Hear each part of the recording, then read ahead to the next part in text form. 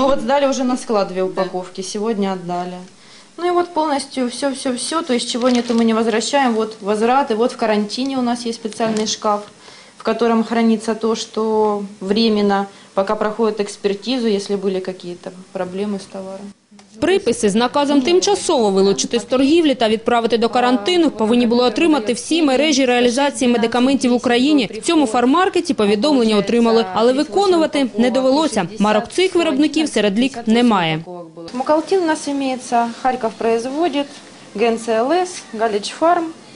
Тот же самый, только серия та, которая не была в забраковке. То есть все в порядке. Если взять парацетамол в свечах, свечи идут, делает их Монфарм, тоже с холодильника, холодные, все в порядке.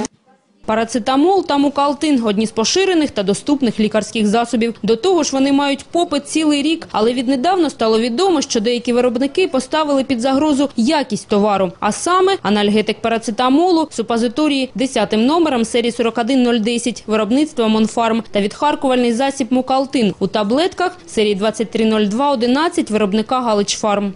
Запрещение об их реализации касается того, что при проверки они не соответствовали требованиям аналитической документации по идентификации, то есть по реакции подлинности. Что касается мукалтина, значит, 2 серии на сегодняшний день забракованы лекарственных средств этого производителя, это акционерное общество Галич Фарм, по показателю, що не відповідає по середньому весу.